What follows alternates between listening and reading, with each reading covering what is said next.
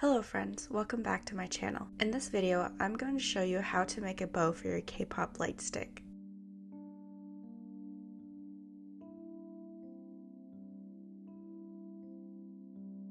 First, you'll need to glue down the smaller decorative ribbon onto the bigger pieces of ribbon. Then fold each ribbon in half to mark the center, and then add a piece of double-sided tape evenly onto the fold. Bring the ends together to meet the tape in the middle. Next, fold the two matching pieces together into the shape of a bow and tie it off at the center to hold the fabric in place. Then glue all the bows together.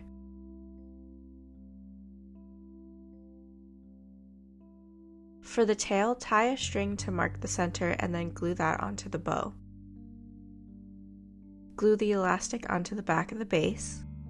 Then, using a smaller ribbon, wrap it around the bows and elastic and glue together to conceal the middle part. Now it's time to decorate. No instructions for this part, just do whatever you think is cute.